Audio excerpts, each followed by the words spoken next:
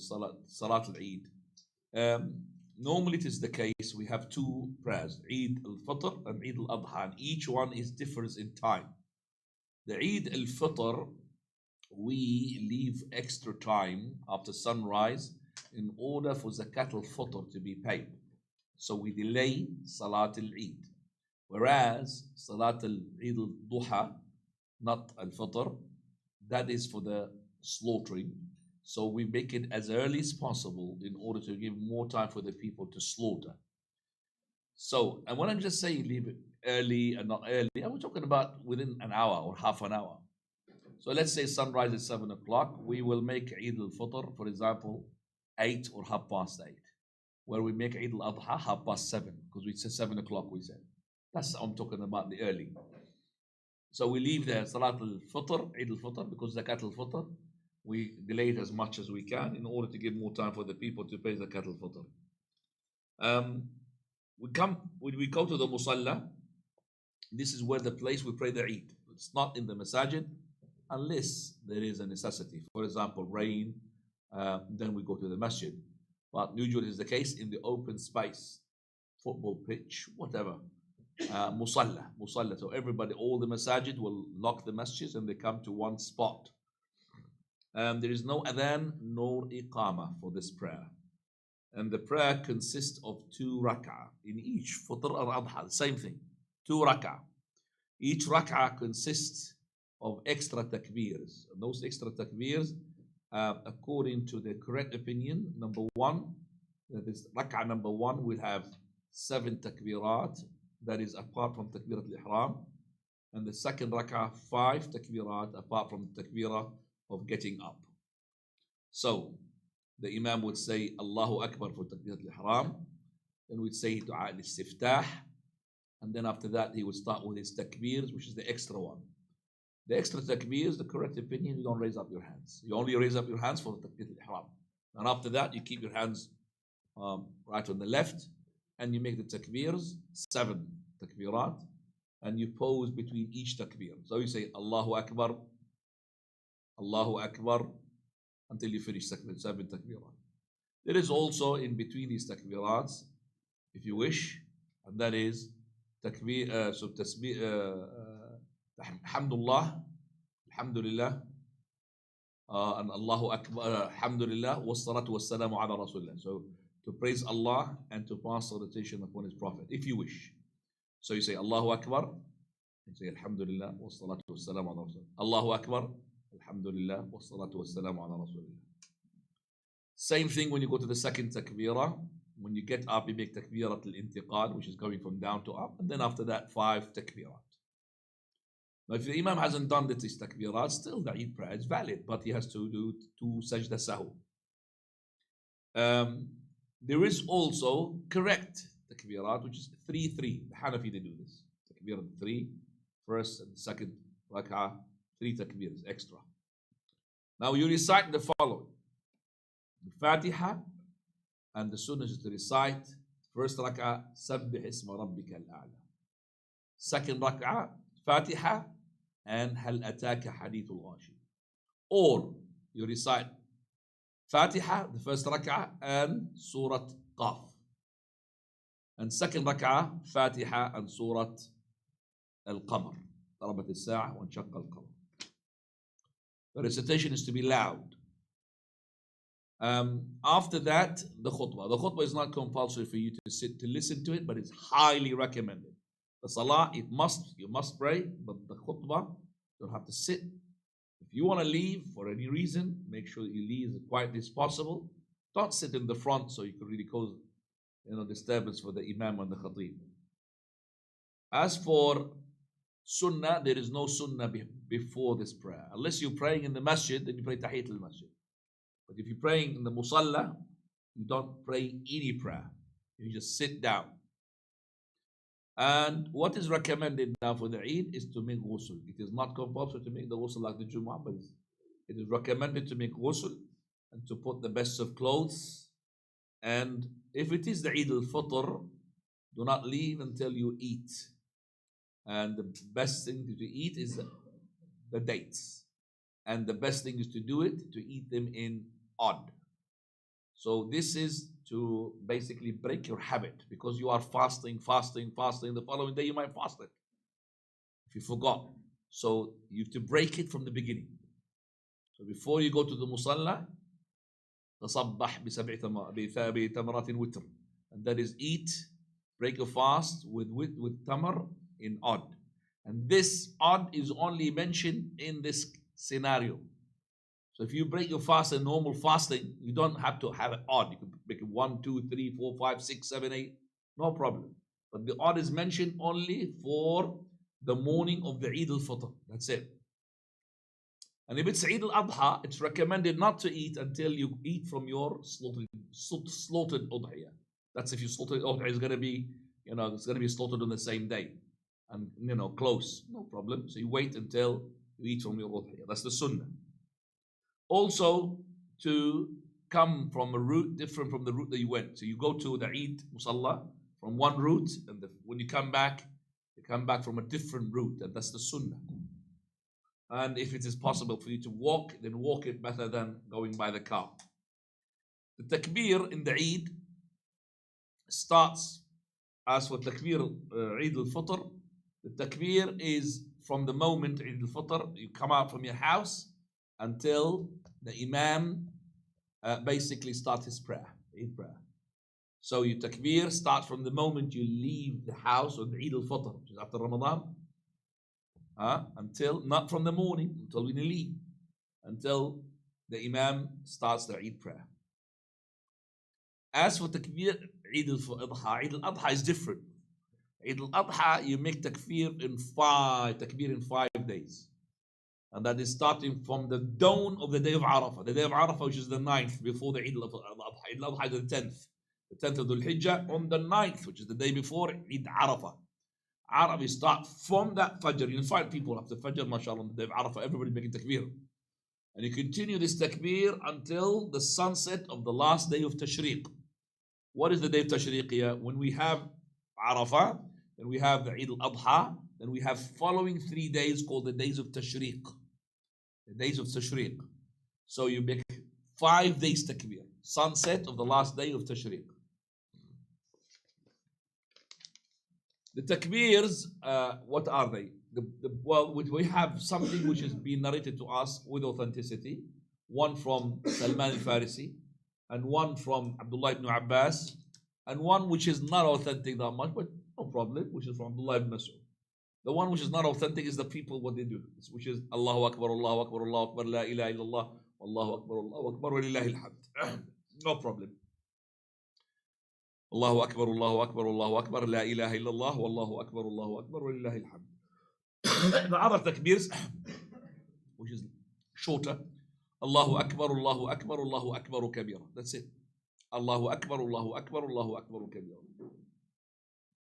The third one, Salman al-Farisi, which is Allahu Akbar kabira, Allahu Akbar wa ajal, Allahu Akbar wa lillahi alhamd. Allahu Akbar kabira, Allahu Akbar wa ajal, Allahu Akbar wa lillahi alhamd. Now we finish, alhamdulillah, from the Eid. We come to the prayer of the fear, Salat al-Khawf. Salat al-Khawf is a prayer to show the importance of the congregation. Congregational prayer is to be performed even in a time where a person would say, why should we perform it in congregation? It would be more safer if we do it individually. That's in the time of war. Yet the Prophet of Allah, he would say that we must pray it in congregation unless it is in extreme fear. You're fighting the enemies. And the prayer here of the khawf, of the fear with the enemies, is to accommodate for 2 things. Number 1, the congregational prayer, which is the ibadah. And number 2, to make sure that we are on alert. Not praying and just keeping a closed eye for the enemies to come and take advantage from our sujood and kill us. So we have to be on alert. That's why this prayer came in different versions. And I'm not saying these are the only versions mentioned. There are 6 ways being mentioned from the Prophet, but it doesn't mean it's the only version. Because the Prophet ﷺ, he had improvised according to where the enemy is situated from the Qibla direction. So for example, one of the prayers of the Khawf, that, most of the prayers of the Khawf is will divide the army into 2 halves. Or maybe 4 rows.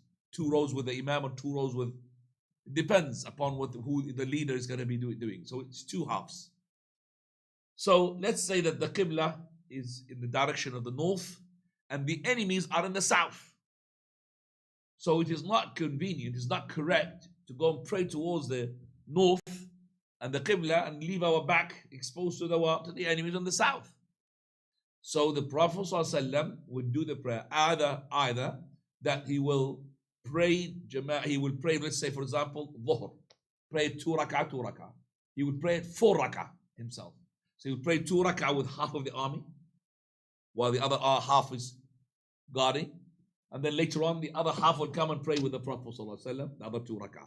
So the Prophet would pray 4 rak'ah, where each group had prayed what? 2 rak'ah. And that's the common way. But there is another one, which is all the army praying together.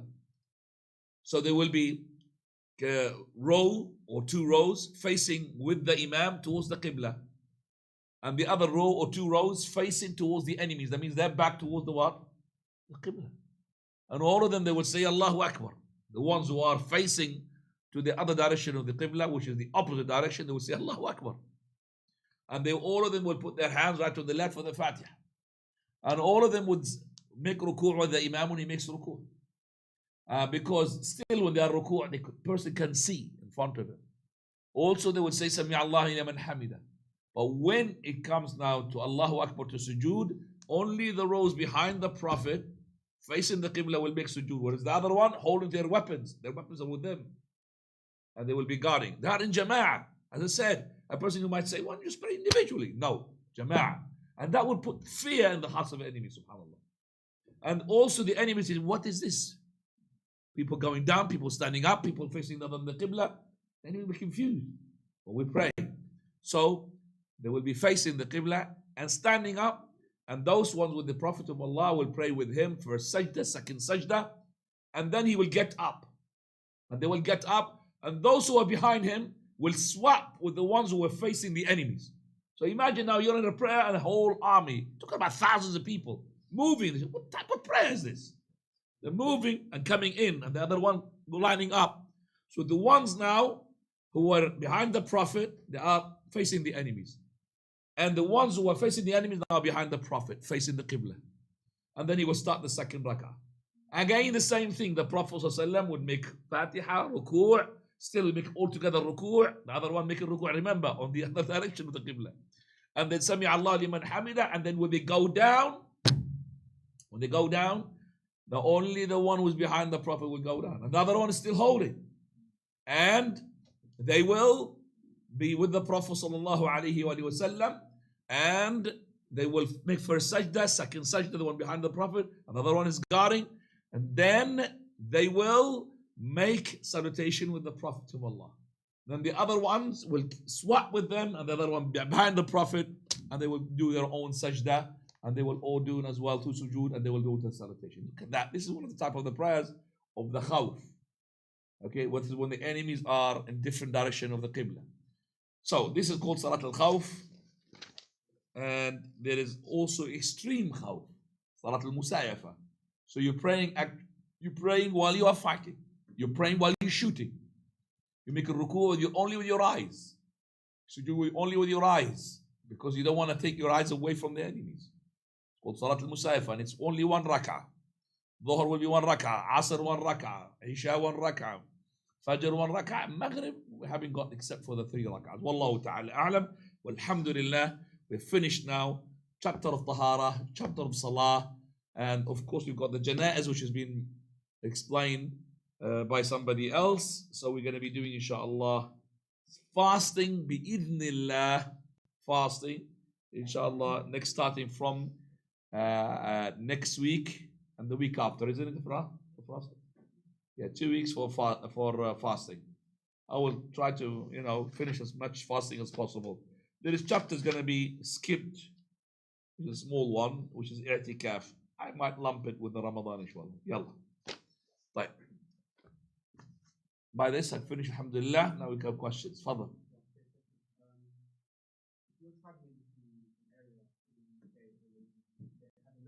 But by the way, do I have to repeat the question, or can we just put that question for the recording? Jazakallah.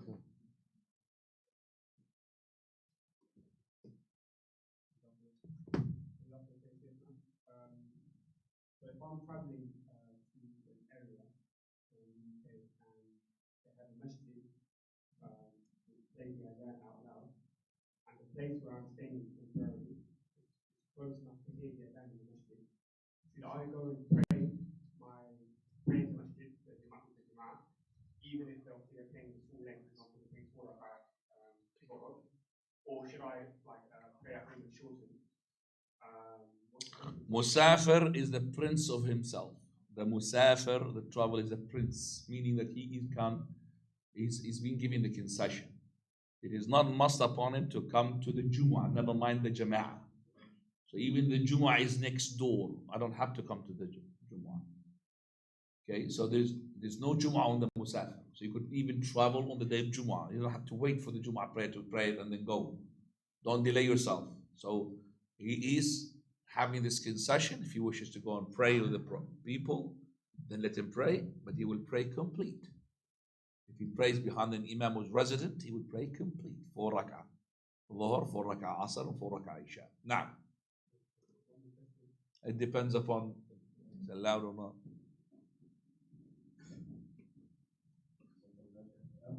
If someone is traveling and they leave their hometown and it's Dhuhr time, the time for Dhuhr is kicked in, and then they go to the place that they're traveling to, and it's still Dhuhr time, do they shorten the prayer or they do not shorten the prayer they pray before? If a person is traveling, he may not shorten the prayer until he leaves the place where he is residing in. So let's say you're traveling to Scotland. You may not start shortening the prayer until you reach the first service station on the motorway. Then you start shortening. But as long as you are in St. Albans here, you can't shorten. As for the combination, if it combined, because this is a need. So I need, for example, I'm going to travel Dhuhr, and the Dhuhr is still on. Then I could pray Dhuhr and Asr before I go, but I have to pray it in full. Dhuhr and Asr. No.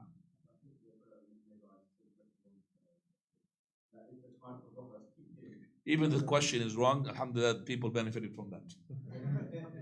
No. The time for Dhuhr is kicked in our hometown. Yes. So it's like 1:30, and the time for Dhuhr is kicked in, and I'm traveling to London, and it's 2:15.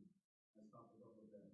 But when the time for Dhuhr kicked in while I was in my hometown, do I have to pray 4 rakats in London because the time for Dhuhr actually kicked in while I was still resident? I think the people will answer for this question. So a person's now is a traveler. He left after the prayer had started, the time.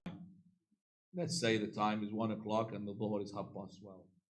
And then he arrived to the place where he's traveling. Does he pray short or does he pray full? Please, everybody. Short. What are you scared? Short, only one there. Short. It doesn't matter when you started. You pray short wherever you are. So you're traveling short. Once you have passed the border of your town, then you pray short, then you must pray short. It's not an option. Can you mention that there is no minimum distance for to the facility a traveler? So it's according to the The customs. Custom, yeah. How do you know what is the custom? What is the How do I know the custom? The custom, you see, something that we cannot really limit it, make it limited to something, because it differs from one area to another. There are things which are common ground, there's no dispute. Like I said, going to India is traveling, going to outside the UK is traveling. When you get closer and closer, they will differ. And that differing would make the person's prayer differ. So I consider, let's say London is traveling. A person next to me does not consider London traveling. I will be shortening there and he will not be shortening. So no problem. Because the urf is not, as I said, defined. It hasn't got parameter that this is the urf. Because it changes from one person to another. We're not in a Muslim country anyway. And by the way, Ikhwani, what is the sunnah if the person had traveled after the first prayer time had kicked in?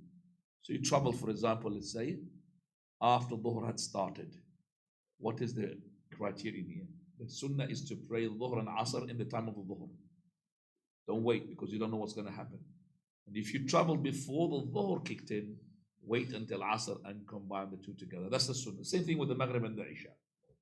And I grant this opportunity to remind the brothers who are traveling by plane, do not pray on plane unless you're being pushed to. So if you have the time to pray on the land, you may not pray on the plane. Okay? Don't board the plane until you pray on the land. But let's say that you boarded, you're going to China, a long way, going to Australia, long way. You boarded before Dhuhr, and you're going to arrive there after Maghrib. And I would say, yes, you must pray Dhuhr and Asr on board of the plane. Now, if you travel to a family house quite far away, but you know you're going to be there the whole day, like Maghrib and Isha, and you know you're going to be there and have home all day, do you combine Maghrib and Isha, or do you wait to play Maghrib? So you traveled where? To the family house about 2 hours away. Family house, I don't understand. Your own family? My in-laws. Your in-laws. Your in-laws are a family for your wife, but not family for you. Is that what you're saying? Okay. So I'm asking now. So what is the question? You're a traveler. So you've arrived there. So what is the question? So if you're there for the whole day, you know you're going to be there doing Maghrib and Isha. You're still a traveler. It's not if you have made an intention to stay for hours, that means you're a traveler. You feel a traveler, but your wife, she's not a traveler. Unless she left home forever, that she doesn't want to come back to something else. But if she feels that she's at home, she will continue. Like, for example, you taking your wife to a country which is your own, but she's not hers. You will be resident, she is not. Do you understand? You will be resident, but she's not. Shortening the prayer, it doesn't mean that if I intend to stay for an hour or two, that means I'm not a traveler. As I said before, traveler is always connected to traveling things. He will not buy utensils. He will not be renting flats. He will not. Okay, that's the traveler. He's always, uncomfortable until he goes home. Now, okay? So you shorten the prayer. I know, of course, you mentioned the example of the person who's left and say he's chasing a rabbit, who's actually left with the intention of traveling. Yeah. I want to give sort of another example just so that I can clarify. Say, for example, you do leave your house without the intention of being a traveler, and say there's a dire situation, say your grandma's in hospital in Birmingham or Manchester or wherever, and you find out, okay, I do need to travel to that place. Can you then combine your prayers in that situation because you haven't actually left your house with the intention of right? So traveling. Basically, the person intention to travel is from the beginning. So when you said, I'm going to Birmingham for the people who's traveling, even if it's in Birmingham, something had happened, catastrophe to your father, your mother, whatever, you're still traveling, even though your number one target is to attend your father's illness or something that happened, but doesn't take away the traveling. Maybe your traveling is not on your mind. Do you understand me? Say that your mother was in Pakistan or in Gambia or in China. You say to me that I'm not intending to travel. You're a traveler. You are traveling. Okay? But the person who had went to that rabbit example, he cannot intend traveling in 1 mile, can he? Half a mile. There's no such thing an option. But you are going to Birmingham. You're not going next door. But let's give an example that she's in the next door hospital. And you went there and they're taking her to another hospital. Oh, yeah, we go to the other hospital, we're taking her to a further hospital. You ended up in China. No, that's you're not a traveler now. You understand that? That's a rabbit example. Now.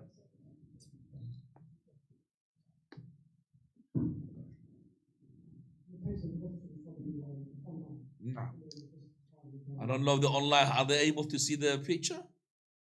Okay. Alhamdulillah.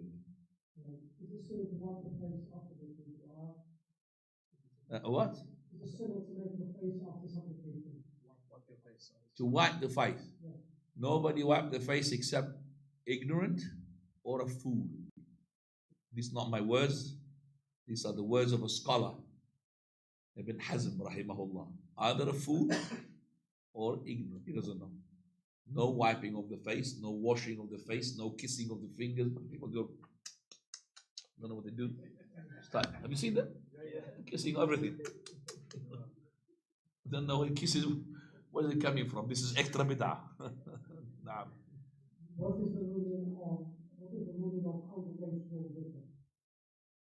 Congregational dhikr, I understand from that, is that a person would say something and lots of people will repeat. Or, for example, they sit after the Fajr and they start together saying the adhkar, which is after the adhkar of the sabah, for example. That is a bid'ah. It's not correct. But if a person want to teach people, yes, no problem. But to start making the dhikr together, once something like this happens, it becomes a habit. And a habit is very easy to slip away from you. Don't take your ibadah as a habit. Or Surah Al-Munafiqun and Surah Al-Jumu'ah. Correct. If you pray in an airport and the person leaving doesn't announce after the prayer that they were traveler, you pray 2 or 4. If you don't know what he is. You are a person who is a resident here. You have to intend to pray full, regardless of the person who is leading you. Whether you know him or you don't know him, whether you know he's a musafir, you have to pray full. Is that the question? The other way around? The person leaving, you don't know they're traveling. Yeah, it doesn't matter. So you are a traveler now, you intend to travel to pray the traveling. And in the second rakat, hang on a second, this guy got up. That means he's a resident. You get up with him. It doesn't make difference what is your intention. So if you have intended, if you are a traveler, you intend to pray the traveler. And you are behind the imam, regardless of what is the imam's intention, it is regardless. But if this imam continued after the second rak'ah, you know that he's a resident. So you have to do the resident prayer, no problem. Vice versa. This imam is a traveler and you are a resident. You are intending to pray the residential prayer full. Then after the imam is finished, then you have to continue. No. The clarification is from him, not from you. I've got a second. Khwani, when somebody asks a question, let the person who asks the question correct. What is the question again? If you pray in an airport and the person leaving the prayer doesn't announce after the prayer that they were traveler, you pray 2 or 4. How can you announce after the prayer? It doesn't make sense. So there's no clarification. You arrive to the airport, the imam is already, let's say, making a report. You are a traveler, you intend to, so 2 or if the imam is ready to pray 4, so he's in ruku' of the first rak'ah. So when he finishes, he just prayed 2, but you don't know whether you reached. Shaykh, he says they did not announce after the prayer. Listen to the question. The question doesn't make sense. He said he does not announce after the prayer. Some imam, when they finish the prayer, they say, That's the difference, you see. Khwani, as I said, regardless of what the imam, he's meant in different, he's a different dimension here. The imam, doesn't matter what he prays. I will pray my own prayer. I'm a resident, I will make an intention of resident. I'm a traveler, I will make my intention as a traveler. Do you understand that now? Okay. So, this person came first rak'ah, second rak'ah, it doesn't matter. I'm going to be praying according to my intention. But, if I'm a traveler, and this imam is praying residential, then I had to pray what? Residential. But there is a scenario, I'm creating a scenario now. I'm in the airport. I don't know this person was residential. I don't know. And I came in the last rak'ah, or the last 2 rak'ah. Then I will do my traveling. Because I don't know. Okay? But he's mentioning about he didn't announce, that means, atimmu salatak. That's what he means. Which I think he was correct. Now, Based upon that question, so does that mean, say, for example, look at this question, it's going to bring me other headaches. So say for example, like I'm a traveler, but No. I go to a masjid, I know that's their residential salah, right? And I've just joined the last rak'ah, so I don't just need one more. I have to basically pay. So if I came to a masjid, okay, normally it is the case this masjid has a residential prayer. So I will complete my 4 rak'ah. But let's say that later on, after you completed the 4 rak'ah, they will tell you, you know, the Imam today led us? He was a traveler. He led us 2 rak'ah. What happened? Nothing happened. How many days is a person considered a traveler? Huh? How many days is a person considered to be a traveler? As I said, it's controversial, ya akhwani. Some say 3 days, some say 4 days, some they say there is no limit. I'll tell you one. Allah ibn Umar, he went to Azerbaijan. And when he went to Azerbaijan, there was snow. And that snow that time was a lot. It completely blocked all the routes to Medina, back to Medina. Now that snow, looking at it, I know it's not going to be melting in 1 or 2 days or 3 days or 4 days or 5 days. It took 6 months for that snow to melt down. All these 6 months, Abdullah ibn Umar, he was shortening the prayer as a traveler. Now, This is the last question. Can I just be upon the Quran and Sunnah, or must I follow a madhab, and if so, which one? Ikhwani, following a madhab or not following a madhab.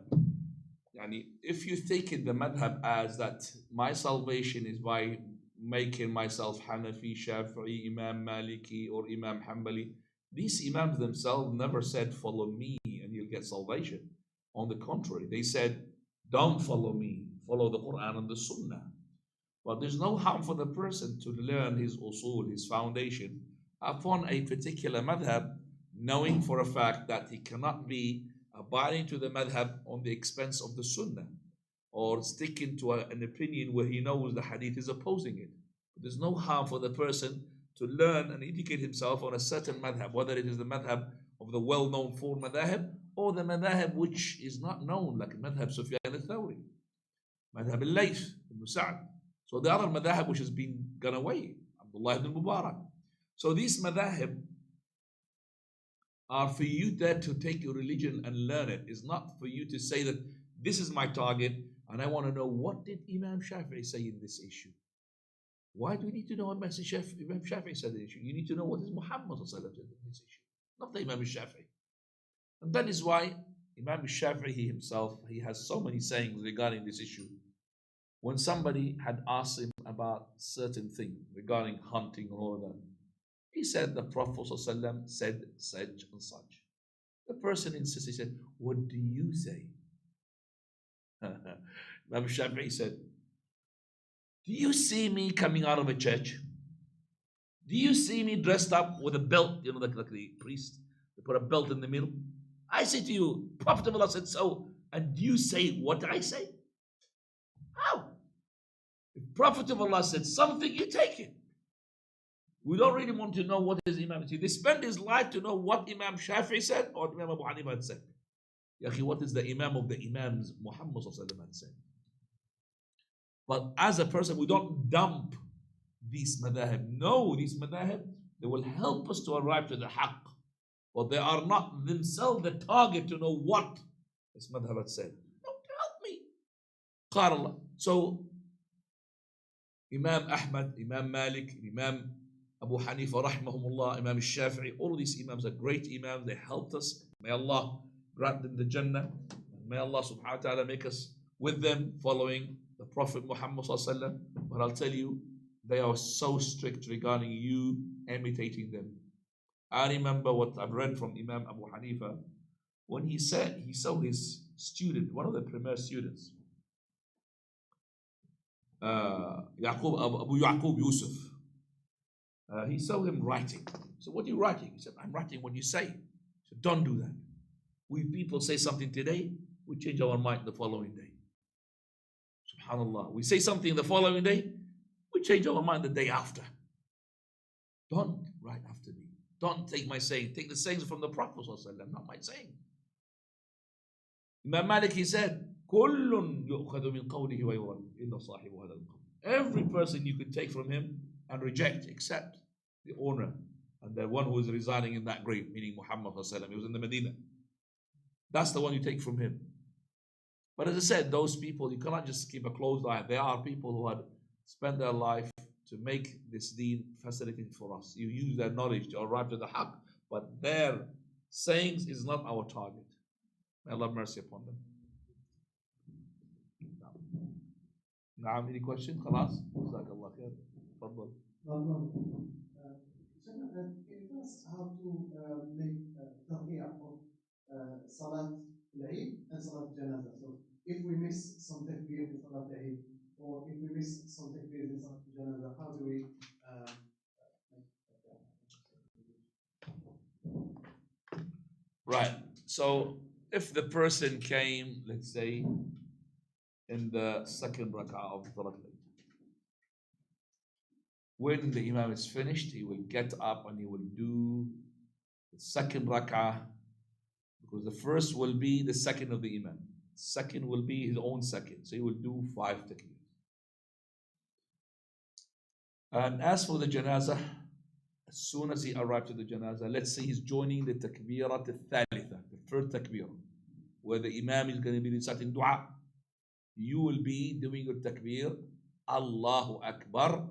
That is for takbirat al-ihram. First one. When he does the fourth one, then you start doing the one after that. So then Salat al-Ibrahimiyya, then the dua, then the last one, which is, so you do takbir. It don't take a long time, and then that's how you catch up. Wallahu ta'ala a'lam.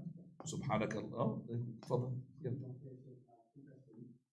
Two questions. Look at this. Cheeky.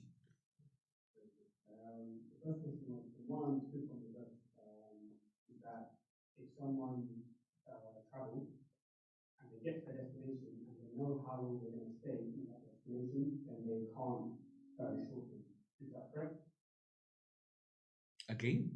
So if someone is traveling to the destination, Yes. and then when they get to the destination, they know how long they're going to stay in that destination. Yeah, they meant to reside. Yeah, they intended to reside. Oh, to reside. Yes. Okay. They intended to reside. Okay. Yes. Second question was. شوف الرسول صلى الله عليه وسلم, he stayed in Tabuk. You know, he went all the way to Tabuk, and that's a long way. And he stayed there 23 days. He didn't say 1 day or 2 days. He stayed there and he camped because the Romans have to hear what they're doing. And they was to be scared because they have gathered an army. They stayed for 23 days, and he was shortening the prayer. Now, what is the distance where praying in the masjid and Jama'ah becomes wajib? The Jama'ah, for the distance of the Jama'ah, the normal congregation, is when you hear the adhan. So if you are able to hear the adhan with a loud, clear, without the help of the speakers, then you are obligated to come to the Jama'ah. There's no such distance. It depends upon the adhan. Now I know that the adhan is not being called outside, so you give and take, So if you are within the encashment, imagine somebody on top of the roof and he's saying Allah with his loudest voice. How far is it going to be? I would say maybe 10 houses this way, 10 houses that way, 10 houses this way. But is that right? So you are the 15th house, or you don't have any masjid, doesn't mean mashallah you stay at home. No. I would say, Akhwani, the masjid is an iman booster. Your heart needs this masjid. And I'll tell you what, it's like the garage for the car. If you don't really service the car is going to be old banger. So you need to come to the masjid. When you come to the masjid, your iman boosts, and mashallah, become close to Allah. And as soon as you leave the masjid, iman drops down. So link yourself. So if you are far away from the masjid, make at least an effort to come to the masjid twice, 3 times a week, to link yourself with the brothers. That's it. Another question here. I can't say no to him.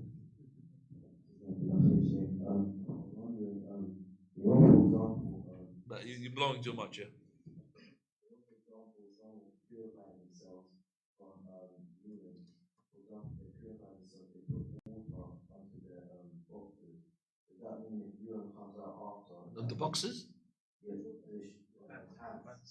Are we? You said the boxes, I thought the box.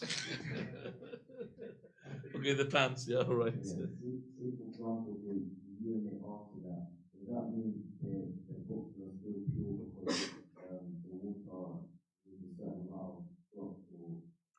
The person, when he mixes things, is what you're saying? Yeah. And cleans his private part, he sprinkles water in his pants. Yeah. And that is to, number one, to remove the doubt from his mind because of this waswasa. Number two, yes, too much water will defeat one drop. Too much water will defeat one drop. You understand me? I don't think you're going to be able to check whether there's urine because of lots of wet there. That's why you sprinkle the water. Wallahu ta'ala alam. وسبحانك اللهم وبحمدك أشهد أن لا إله إلا أنت أستغفرك والله خير وبارك الله